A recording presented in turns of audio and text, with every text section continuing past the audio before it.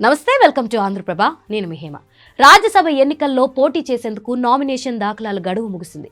1-2 రాష్ట్రాలు మినహా అనేక రాష్ట్రాల్లో ఈ ఎన్నికలు ఏకగ్రీవమయ్యాయి. వాటిలో తెలుగు రాష్ట్రాలు కూడా ఉన్నాయి.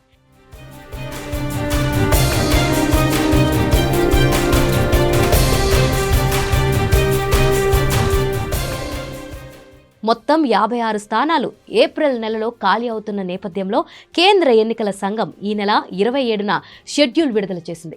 ఆయా రాష్ట్రాల్లో శాసనసభ్యుల సంఖ్యాబలం ప్రకారం బీజేపీ గెలిచే 28 స్థానాలకు అభ్యర్థులను అనౌన్స్ చేసింది. పదవి కాలం ముగిసిపోతున్న వారిలో 1/2 డజన్కు పైగా కేంద్ర మంత్రులు, పార్టీ జాతీయ అధ్యక్షులు సహా జాతీయ స్థాయి నేతలు ఉన్నారు. అయితే వారిలో 4 మాత్రమే మరో దాఫా రాజ్యసభకు కొనసాగిస్తూ నిర్ణయం తీసుకుంది.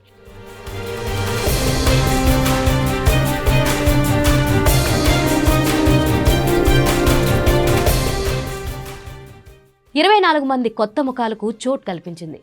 బీజేపీ తీసుకునే ప్రతి నిర్ణయం వెనుక రాజకీయ వ్యూహం ఉంటుంది. సుదీర్ఘ పాలన అనుభవం కలిగిన ఆల్ ఇండియా సర్వీస్ అధికారులను కేంద్ర మంత్రి వర్గంలోకి తీసుకున్న మోదీ సర్కార్ ఆ మంత్రి పదవిలో కొనసాగించేందుకు వీలుగా వారిని వేరువేరు రాష్ట్రాల నుంచి రాజ్యసభకు నామినేట్ చేస్తూ వచ్చింది. మరోవైపు మంత్రివర్గంలో అన్ని రాష్ట్రాల నేతలకు ప్రాతినిధ్యం కల్పించాలని ఏ ప్రభుత్వమైనా కోరుకుంటుంది. కానీ బీజేపీకి అసలేమాత్రం పట్టు, ప్రాతినిధ్యం లేని రాష్ట్రాలు చాలానే ఉన్నాయి. దక్షిణాది తమిళనాడు, ఏపీ, కేరళ రాష్ట్రాలున్నాయి. ఆయా రాష్ట్రాల్లో సీనియర్ నేతలను తమకు బలం ఉన్న రాష్ట్రాల నుంచి రాజ్యసభకు నామినేట్ చేసి వారిని మంత్రివర్గాల్లోకి తీసుకొస్తుంది.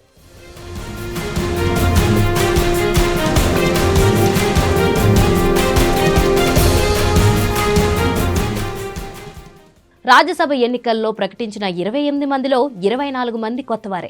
మహిళలకు రాజకీయాల్లో అవకాశాలు మరింత పెంచేందుకు వీలుగా మహిళా రిజర్వేషన్లను బిల్లును పాస్ చేసిన బీజేపీ సర్కారు తాజా జాబితాలోనూ వారికి చోటు కల్పించింది. మొత్తంగా 28 మందిలో 5 మహిళలకు అవకాశం ఇచ్చి సామాజిక సమీకరణలకు కూడా పెద్దపీట వేసింది.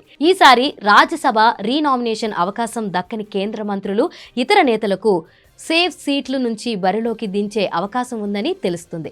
ఈ మొత్తం మార్పులు, చేర్పులు, కసరత్తుతో రాజ్యసభ ఎంపీలు లోక్సభ క్షేత్రంతో కొత్త ముఖాలుగా బరిలోకి దిగడం వల్ల ఆయా స్థానాల్లో గెలుపు అవకాశాలు కూడా మరింత మెరుగుపడతాయని పార్టీ నాయకత్వం భావిస్తుంది.